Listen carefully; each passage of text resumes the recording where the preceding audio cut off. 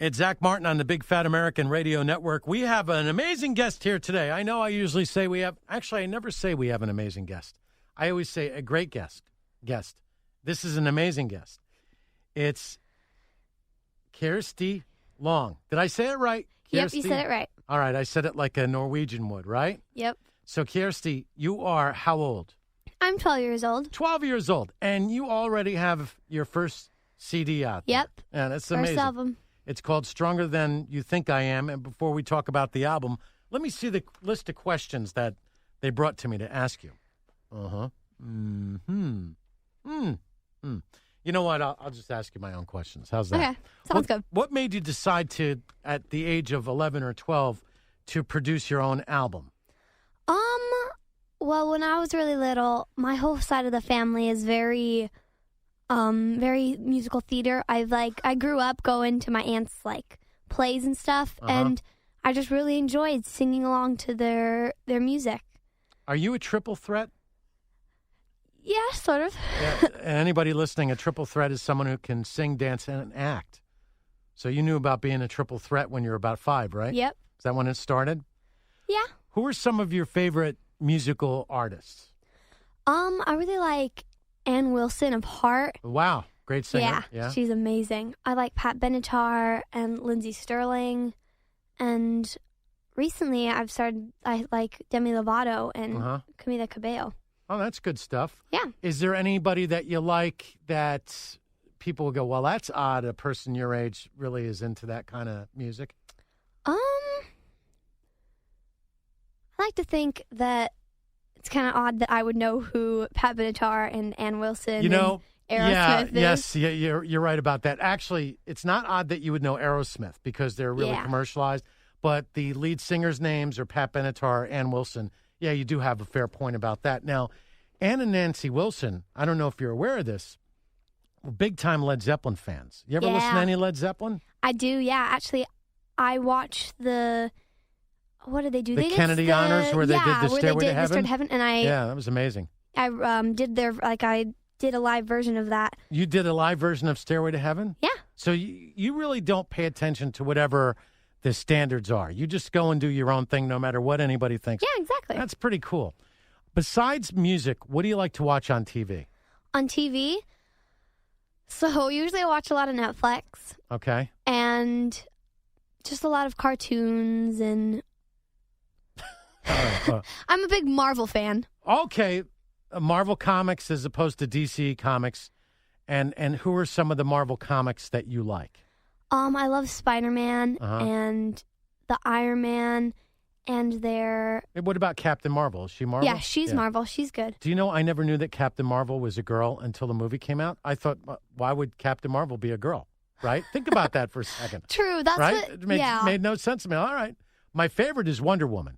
Gal Gadot in Wonder Woman. I thought that was a great movie. Did you see that one? I saw that movie. Yeah, that was pretty good. What'd you think? I thought it was okay. I mean, not that big of a DC fan because Marvel and DC, they're not really... I know. That's why I'm asking, yeah. But I saw their Aquaman and their Wonder Woman, and it wasn't bad. Aquaman. What does he do? Does he have any superpowers on land? What good is that if you're always underwater? I don't know. I think he can control water or something. I don't know. That's not a good superpower. If you were to have a superpower, what would it be? If I were to have a superpower, what would it be? Yeah. Telekinesis. That's a scary answer. But I think most women do have some sort of that telekinesis. Yeah. They know when a guy's lying usually. Yeah. You'll learn that fast. Pay attention to what your mom does and how your dad doesn't get away with it. Great. So as far as the cartoons, Simpsons? No, I watch a lot of I think one of the recent ones I've been watching is they came out with this How to Train Your Dragon, except for their movies, their series. Yeah. I don't know. It's pretty interesting. Sounds really weird. It is. Maybe it draws some inspiration off of it. Do you do the Pokemon thing? Yeah, I think I've watched a little bit of the Pokemon. I play movies. the Pokemon Go. It started out by accident. Next thing you know, I'm playing this thing, and they all get together for community days, and they talk about Kjersti Long and your songs, and then they collect Pokemons. That's what they do. Now, it's fascinating stuff. So you got Pokemon, you like Marvel Comics. So you would say that would you consider yourself an average 12-year-old, or do you think you're kind of different from everybody else around you? Most of the time I'm average, unless I get on the stage and then it becomes a little... I like that attitude. There was a video I saw of a little kid. His name is, I forget his name, Christopher, maybe. Anyway, he's in this Walmart, and a spider attacks him. And when most kids run away, this little kid, he must be 2 or 3, he goes, I'm fighting it, and he starts beating up the spider. How big is it? It's a gigantic spider. It scared him, so he went and he attacked the spider. Was Maybe it fake? You've seen it. Well, it was a fake spider, but this kid was like, I'm not taking any of that. And I thought, that's my kind of kid. It seems like you're that kind of person, too. Like, you'll get up there and say, I don't care what you think. I'm getting up here. As a 12-year-old, let me just, besides the music, what is it kind of like being a 12-year-old these days? Because it's been many years since I was 12. So what's going on with 12-year-olds? Well, there's a lot of electronics. Okay. And I know, like, a lot of kids, they are always on their electronics. iPhone? Yeah, they're always on their phone. I got a phone, but I try my hardest to stay off of it and, like, play outside, play board games, hang out with my siblings, stuff like that. Go out and play games. That's good. Yeah, play outside. So technologically speaking, did you understand or did you work with any of the equipment that you used to record this album? No, actually. I've never seen, like, when I walked into the studio, I'd never seen this type of equipment before. The stuff they used was, like, super cool. Like, they had, like, 3 massive tables just full of different, like, buttons faders like this over here, just bigger than that. A bunch of stuff. It was, like, it's so confusing. You walk in and you're like, I wonder what all these buttons do. You know something? We wonder what these buttons will do. There are so many buttons and switches, we have no idea what they do. And this is a digital board. In the old days, do we even have them anymore? We had things that we called patch cords. They were like the old operator things, and you'd plug them in like quarter inch. And we'd have to like figure out all of that wiring. It'd make you a mashug. You know what being mashug is? It's mashugging is what it is. So nowadays, you have these digital boards that could do a lot of different things. Now, did you record to tape or did you go directly to digital when you made this album? I think we went directly to digital. That's fine. Yeah. So, yeah. Can't really tell the difference anyway. Exactly. People that say they can, they're just lying. Yeah. So what are some of the covers that you do on this song, on this album? Sorry. I think we have Dream On and Love's a Battlefield. And I know that there's got to be Alone on there. Yeah, Alone. That's a heart song. Yeah, that's a heart song. But isn't that the one where Nancy Wilson sings that? No, that's These Dreams. Okay, so you know your stuff better than I do. You start off with Love is a Battlefield. Yeah. Okay. You have Roller Coaster. Roller Coaster is an original I wrote. It was actually the first song I ever wrote. I wrote it when I was 9. Okay, and what's the idea behind Roller Coaster? I don't know. I was just kind of outside hanging out with my cats. And then I was just like humming this song and I was like, that's a cool idea for a song. And so I just wrote it down. I personally think it's about when you have hard things, how to get through them. But it could be about anything to anyone. I have listened to this album over and over again because it got stuck in my CD player. I was able to take it out today. So I'll be working and I'll have this thing, we call it potted up. You know what that means? The channel's up. And all of a sudden I'll hear a song. I'm like, oh, that's great. It interrupted my production, but I'll just hold off. And then I realized that, I just can't get over the fact that you're only 12 years old because the soul of these songs, the soul that you have is an old soul. Thank you. And how did you develop that? I think it was hanging out with my, I hang a lot out with my like grandparents and they love music too, and so they showed me all of their old music that they listened to, and I at a young age, and I really, really enjoyed it, and so I just decided I was going to sing that. I like your cover of "Somebody to Love." Yeah, so obviously big Queen fan. Did you see the biopic Bohemian Rhapsody? I did. I watched it on an airplane actually. Funny you mention that. I could have watched that again on the airplane, but for whatever the reason, towards the end, did you cry at all? I did a little bit. When did you cry? I cried when he broke up with his lady. Because that's like he was going through a lot, and then he just... I felt bad for her? Yeah. I think I felt bad for Freddie towards the end when I realized I knew what happened to him. Yeah. I remember the day that he passed away, and I thought to myself, man, this whole thing is so sad. I mean, I think what I liked about it, and maybe you can relate to this, it seemed like Freddie Mercury was pretty sure of himself, even though he had those various issues and he was confused. He was pretty sure of his ability. I mean, he got up in front of that group with that group Smile, which they started and got right up there. And, I don't know if you do this, but now every time I think of Queen, everybody who played the members of the band in that movie, that's what I think Queen looked like now. Exactly. That's right? like whenever I see like a autobiography or something of somebody, that like picture of who that person is becomes that person. For us older people, Patton is George C. Scott. I don't know if you ever saw that movie, but it's a good one. So it's got some cursing in. You'll learn some good words. You watch that movie. So that's great that you watched that. And then it seems like now is a trend where you have a lot of these biopics about all different types of celebrities and rock stars and stuff like that.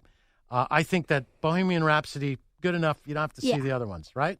Right. Yeah, you don't need to see those. That's good. Now, along with this album, what's it like trying to get radio airplay for you? How's that going? Usually my manager, what happens... Blame it on the manager. No. Oh, I like you. That's great. Listen, any problems that I have, it's David's fault. David, an idiot, competent. Incompetent. I didn't say competent. No, he's very competent. Usually my manager takes care of all that. And Who's your manager? Her name's Lisa Solak. She's the best. So this is great. This is great. You went outside the family for your manager. That's smart. Who told you to do that? Grandpa? Was it Grandpa? No, it was my dad. Your dad told you. All right. So dad's smart too, huh? What about your dad? What does he do for a living? He is the VP for Vivint Solar. Solar panels. Yeah. The biggest solar company. Did he tell you in to the country. invest in silver? Right? Silver. Those things use a lot of silver, right? Panels? Well, all right. So just invest in silver. Yeah. Let's go with that. I'm just kidding around here. So he makes solar panels. That's a good thing. Yeah. I love that solar technology. It's big. Maybe you should come up with a solar song jingle for your dad. Write a jingle. That'd be good. Yeah. And what about your mom? What does she do? My mom, she's actually a massage therapist. Mm-hmm. That's good. Yeah. So like whenever you're like, I just want a massage. No good? No. Does she make an appointment? Well, I'm your mother, not your massage therapist. You like show up and you're like, okay, I want a massage. She's like, okay. Oh, that's good. Monday. She schedules you in. Oh, yeah, that's she good. like That's finds fantastic. a part where she can just Oh, that's wonderful. All right. And what about grandparents? Tell me a little bit about them. I'm always interested in the family tree. See how when you shake the tree, how many nuts come off.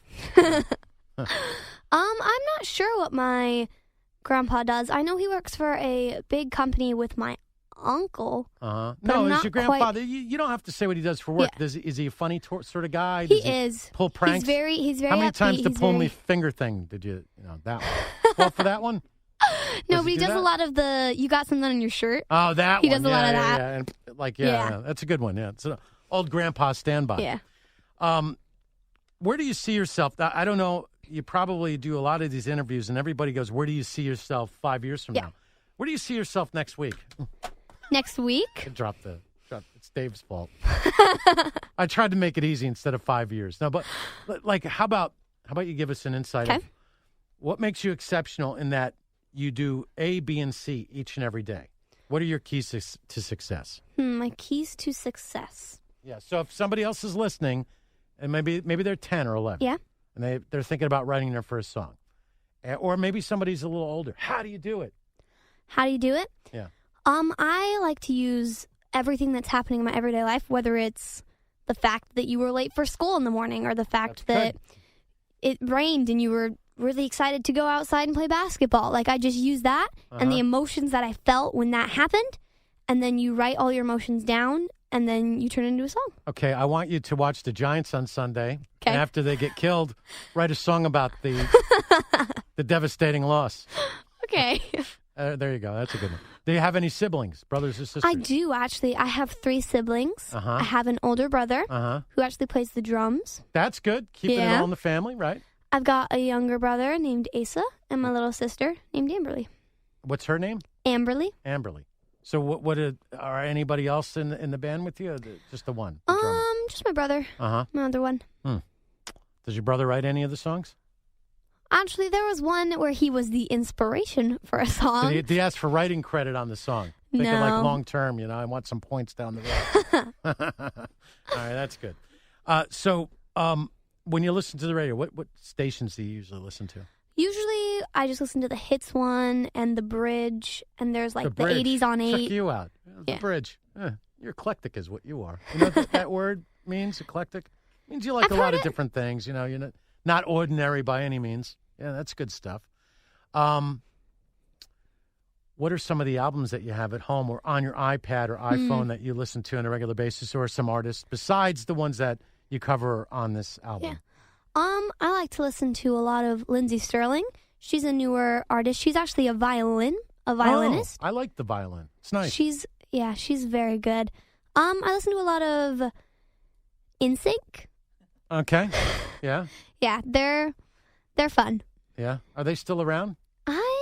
Did you see the commercial where it's not the boy band doesn't dance? Yes. No, Yeah, I have isn't that seen funny that. stuff? Yeah. That yeah. is. Like, that would be awkward. Like, what are you supposed to do? Exactly. Nobody's dancing. All right. What concerts have you been to? What concert I've been to? I've been to a lot of concerts recently. I just went to a Heart and Joan Jett concert. That was good. Rock and Roll Hall of Famers, Yeah. all of them. What are some of your favorite Joan Jett and Heart songs? Joan Jett and Heart songs. For my Heart songs, I've got a lot. I like Never. Heart's Never is That's incredible. That's their 80s release. Yeah. Do you know it's a great song? My daughter plays it all the time. It's called Heartless by Heart. Heartless. Yeah, that's a good one. I like Crazy on You. You ever watch the old videos where Nancy's up there on stage, she's playing her acoustic, and the wind's blowing through her hair, and all of a sudden the rest of the band joins in, although the fashion's a little bit off, right? Yeah. It's like kind of weird, that Renaissance stuff, Yeah. Expect some bongos to show up at any time. So when are you going to have your CD release party? Or wait a minute. Do you guys say, when are you going to drop your CD? When's the drop party? I know we did an album release concert, which was at the Bitter End, and that did? That was fun. Wow, the Bitter End. Yeah. You been? Of course I've been to the Bitter End. I've never been on stage at the Bitter End, but it's a small little place over on Bleecker Street. It's got a lot of history. Yeah, a lot of, I think, let me think. Bob Dylan played there, I would imagine. Yeah. Let's see who else. I know Fitz in the New York Band. That's a really a lame one out there. Well, not lame, but, compared to everybody else. That's the night I was there for Fitz in the New York Band. I don't know. Who else? I think Lady Gaga played there. Yeah, that's right. Barbra Streisand, probably back in the day. Joni Mitchell, I would imagine. There was one, it's in the back. It's like on the tip of my tongue. Yeah, Janis Joplin. Who? Janis Joplin. Oh, Janis. You like her? Yeah. She's incredible. She is. Yeah. And when it comes to singing, like, how would you describe your vocal style? Do you have a style? How would you define it?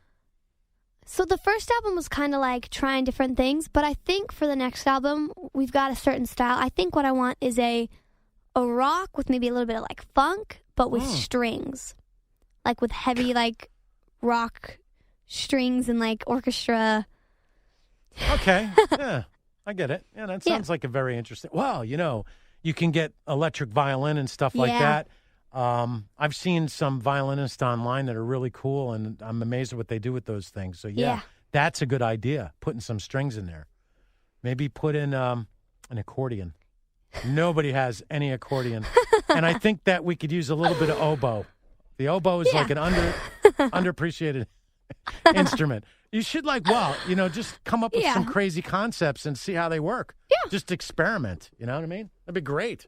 Now, if when do you think in your lifetime are you ever going to go on a worldwide tour? Is that something that you want to do? Do you have any plans in the future? Like, what would that look like? I've thought about this. I can imagine myself on this tour, and I've got all the places that I want to go. I want to go to all the major cities in the United States, and then I want to go out to Tokyo and like all these like exotic places that I've never been, and then like I won't even be focusing on like the music aspect. I'll just be going there to be like a tourist. You have to go to Venice. You have to play a show in Venice, even if you just bring a guitar and sit in a square and just play. That is the most amazing city that I've ever been to, is Venice. All right. Now let's talk about some more serious stuff. We talked about your music career so far. Yeah. We talked about a little bit about your family. We talked about some of the songs and your inspiration. And I can't help but not notice, all right, that a lot of kids your age, especially with these hand devices that they use, and they're all over social media, we got a lot of problems. We got bullying, cyberbullying. We have people who, get suicidal because they get depressed. I think part of the problem is you get on social media and you see these celebrities. Yeah, you scroll and you see these like perfect pictures, and you're like, I wish I could be like that. Right, exactly. Why not like them? Well, yeah, we're on the same wavelength. So I could see how people could get bummed out by that. So, it's good to hear from people your age to pass on some good advice to people your age, maybe a little bit older, a little bit younger. So what's your take on bullying? What should people do? To be honest, I think bullying is just like, I think the person that's bullying you, I think you shouldn't like, it's not their fault, because something has got to be going on in their life that's making them hurt you. Mm-hmm. But you need to not care what they think. You need to just brush it off. And when you engage, that's what they want you to do. They want you to get mad. They want you to like blow up at them. Yeah. That way they have an excuse to be like, hey, she blew up at me. It's not my fault. Man, she's like the head coach over here. I'm ready to go out and play. Yeah, all right, good. So, and if you are bullying people, just stop, right? Yeah. I mean, there's no reason to pick on anybody, right? It's not going to make you feel better. What do you think when you see somebody in school that might be, they have a disability? What do you think is the best way to treat them? I feel like you treat them like a normal human being. They don't want to be like over sympathized. Like they don't want to be like, oh, you're disability, so I should like treat you like a little kid. They want real friends. They want someone to like treat them like a normal kid. Yeah, that's good. Good stuff. When you see these things happening, are you become like the Jiminy Cricket and the conscience of the room and say, hey, that's no way to treat other people? Yeah, sort of. So when you see something, you step it up, right? Mm-hmm, Good. That's a good thing. Now, if somebody is feeling, I feel like Mr. Rogers' Neighborhood, but these things you got to talk about because not everything is perfect in everybody's life. But when you see somebody who is depressed, or you have a friend that confides in, they're depressed, that they have these dark thoughts, what would you suggest to go and get help? What would be I think you should definitely talk to their parents about it, because they help a lot. They're like the backbone. Right. They'll help you. Right. Yeah, they'll help you a lot. Yeah, that's good. And you shouldn't be scared to say something. Yeah. That's the other thing. So what was your dad trying to get you to talk about? My dad was trying to get me to talk about how I write a lot of this in my music. Like a lot of my music. See, this is intuitive. About this. So yeah, we went down the same road, not even knowing. That's really good. That's powerful stuff. And have you seen, as a result of your work? Yeah. I mean, it's incredible to be 12 years old and to come out with when I was 12, here's what I did. What? I had a paper route. I went out in the summertime and I worked electrical work with my uncle. I always had a job. I always felt it was necessary to work. And I kept by myself for the most part. I didn't have that many friends. I don't know. I was just walking to my own drumbeat, much like you, And then I realized, like, well, if I have a couple, that's cool. I got other interests, Yeah. Always would study. Always like trying to learn things and goofing around with math and getting involved in this.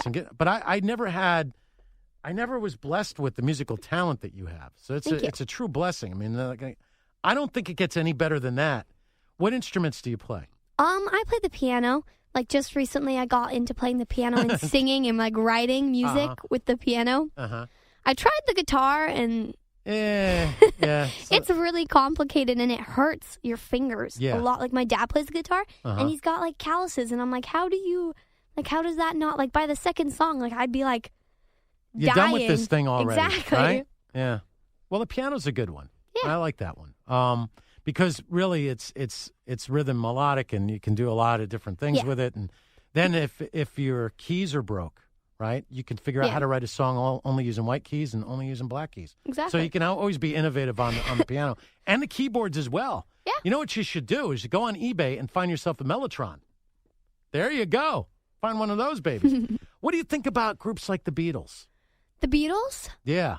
The Beatles are incredible. I just started I'm working on a cover of their Eleanor Rigby, and that's a good one. I decided to slow it down. All right. And play it on the piano with a lot of strings, except slow the strings because I know they use the strings, but slow everything down and make it more eerie and very haunting. Well, it is an eerie and haunting song, the subject matter. Yeah, that'll work. I like that. And the female voice with that. Make it powerful. Thank you. Do you do the overdubs on it as well? I usually don't know. So do you have a backup singer that you go to? Or I have a couple backup singers. Oh, see, that's a good question. All right. So who are your backup singers? I have 3. Audrey Kreitner, Maggie Dean, and Brianna Tobin. They are my best friends. And how old are they? They're, I think one of them's just turned 16, the other one's 12, and the other one's 13. Wow. But they all look really mature and... Wow, that's fantastic. Yeah. You got a little group going on there. That's You got to be, in this sense, be like Elton John. Be loyal to the people who are with you. Always take care of your band. Make them feel important. Yeah. Let them included. Every once in a while, go, okay, guys, let's all write a song or bring a song. And then go, hey, everybody, put your name on it. Everybody can be part of this song. We all wrote it together. That kind of stuff. That's good stuff. That keeps the band family together for many years to come. Do you have a website that people can check you out? I do. It's called KjerstiLong.com. KjerstiLong.com. And you're going to have to spell Kjersti. KJERSTI. Kjersti Long. Yep. Did I say the name right? Am I getting good at that? So you're good at it. I got an easy one, Zach. I got to mess that one up. All right. And also, you're on Facebook and all of that stuff? Yeah, I'm on Facebook and Instagram. Kjersti.long would be my Instagram account. You can find me on Facebook, Instagram. Also, my music's all over. All over. It's on Spotify, Pandora, Apple Music. All right, great. Yeah. And when you win a Grammy, you get up and say, hey, just got to say hi to old Zachy. I don't know if he's still alive. Hi, Zachy. That would make my day. Okay. And then, maybe come back in a year from now, and we'll do an update what's going on. Yeah. And we'll just keep in touch. And, something, I really love this album. Thank you. And when I get the opportunity to play it on the radio, I'm going to play it on the radio. Thank you. There's a lot of great tracks on this album. Good job. Originals and covers. You got it going on. Thank you. I expect big things out of you. You're good. You're good is what you are. All right. Thank you very much.